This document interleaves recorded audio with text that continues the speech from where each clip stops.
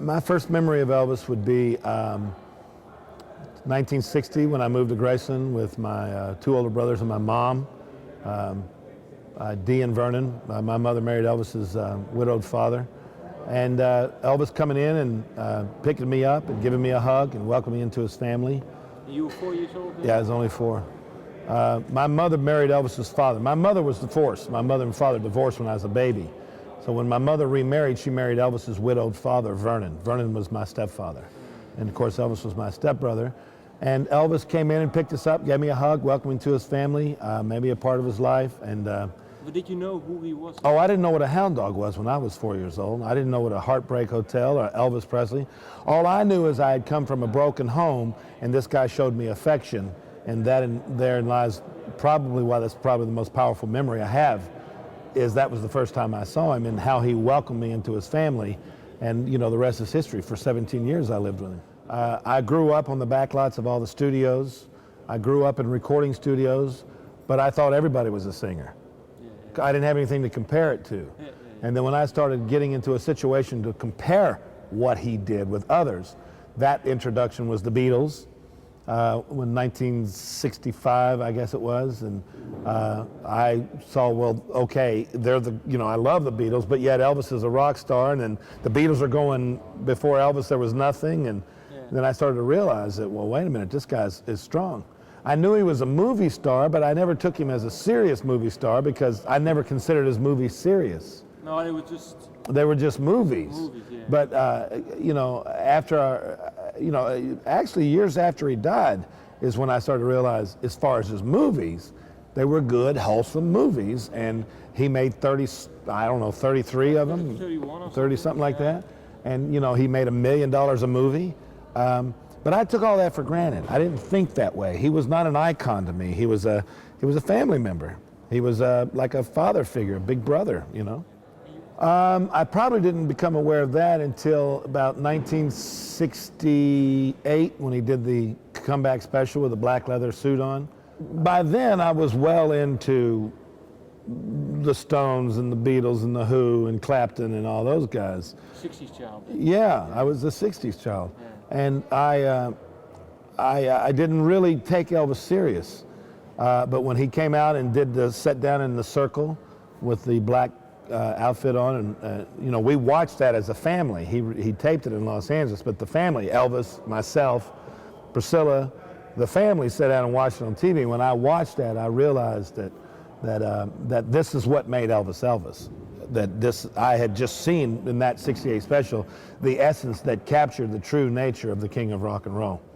And then in 1969, the family went to Las Vegas when Elvis started doing concerts again. Yeah.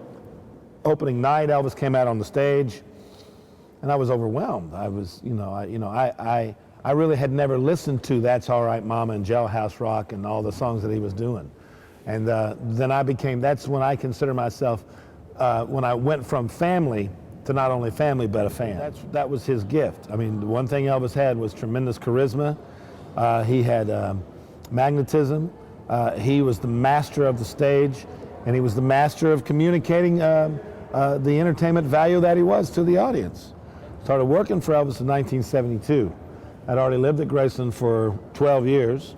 I grew up, had been with Elvis for 12 years, but started touring and traveling with him in June of 1972. My first concerts, and although I'd seen many, but my first working for him concerts was Madison Square Gardens. Okay, we did a weekend in Madison Square Gardens, and that was just absolutely, insane. I think there's also a live album from that concert, is it? Yes, there is. Yep. I don't have a lot of Elvis records. I'm still not a huge Elvis fan. What is your favorite song then? My favorite song by Elvis would probably be Jailhouse Rock. Probably that, Memories, because Elvis sang ballads so wonderfully. Trying to Get to You, Steamroller Blues. So the earlier? Some of the earlier things. I did see Elvis in 1961. He played a concert in Memphis at Ellis Auditorium. And the first time I saw him, it reminds me of the pictures on the wall. I started crying because everybody was screaming and jumping on the stage, and I thought they were trying to hurt him. But, when I started touring with him, I did over 1,000 concerts with Elvis. And, Every one of them was unique. Every concert. Now, I didn't sit and watch every show. You know, Elvis would come out, and that was the PowerPoint. And when he'd come out, the crowd would go crazy. And then the crowd would relax a little bit through the show, and then there would be certain moments where they'd get excited again. But every show had had a large amount of electricity. You knew something was happening when you were in the building. In fact, Colonel Parker once told me, his manager, I said, these concerts are unreal. And he said, David, it's not just a concert, it's a historical event. So, you know, I move into Graceland not comprehending entertainment, and my first introduction to entertainment was with the guy that was my big brother. You know, through marriage, he was my brother. And, you know, in retrospect, that's cool. That's a nice history to be a part of. He talked about it when he was mostly doing gospel music. Okay. Elvis was a Christian believer, Protestant, and he believed that God had given him this tremendous gift, and that's evident through the gospel music Elvis did. Yeah. I mean, he did a lot of gospel because he knew that God had given him this gift, and he wanted to communicate the source of that gift, and that's why he did so much gospel. When I started working for Elvis, I was a personal aide. That would literally mean you're in a building, you're in a hotel, you have the whole floor. Well, I'd get up, go to Elvis's room, call downstairs, order breakfast, knock on the door, wake him up, say, get him out, have breakfast, and then start talking about his schedule. We have to be here at this time. We have to be there at that time. The show starts at this time. You know, we leave at this time. You know, logistically talking about what was going on. Myself, Joe Esposito, other guys that work for him, that's what we'd communicate.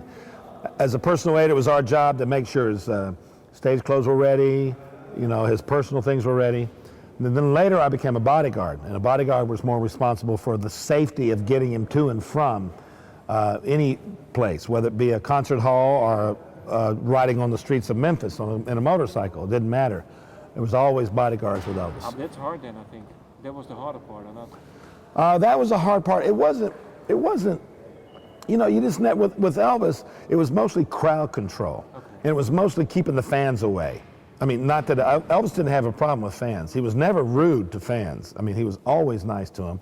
But when 10,000 of them want to talk to you at one time, that gets a little difficult.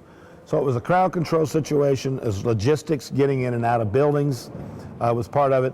Then there was protection, as in if somebody tried to punch him out or pull a gun or a knife or do any kind of harm to him, which that did happen. You know, a lot of people ask why Elvis needed bodyguards. Well, you know, we can ask, John Lennon certainly should have had one. Yeah. There's a lot of crazies out there. And the situations would come up from time to time, and it was fortunate that Elvis had his bodyguards with him, or it could have turned out to be catastrophic. Well, you can see, you know, in 72 and 73, 74 were just great concerts. Elvis in all of his glory. I mean, I look at the pictures that Lou Allen shot, and that's early Elvis. But then the Elvis that dominated the world was in the 70s as well. And he was, you know, we did the Aloha from Hawaii special in 73. And then around 74, he began to get a little weight problem. And because medications, Elvis got involved in prescribed medications. Did you know it? Yeah, you could. Well, I would always see the medications next to his bed and go, well, he just needs them. But then I saw more bottles next to the bed. Then I saw him, instead of taking 2, he'd take 4 and 4 and then 6. Then you wake up in 76, late 75 and 76, and he's really taking a lot of medication to where it's altering, you know, his personality. Well, you know, canceling shows, unable to perform because he had taken too much. It just got to where it went from use to abuse, but it was all prescribed. And when somebody would confront him about it, he would just tell you to mind your own business. It was none of your business. And by 76 and 77, it was out of control. And by 77, Elvis was taking massive amount of medications that controlled his life and ultimately took his life. I walked in the bathroom. I wasn't the first. I walked in. Joe Esposito went in there. Charlie Hodge Vernon, his stepfather, because Joe walked in. Ginger called downstairs, his girlfriend. Joe ran up, saw him, knew it was serious. Called Vernon, his dad, my stepfather, who was in the back at the office at Graceland, and said, "You better get up here." And he had 2 heart attacks or something? Vernon had already been sick before.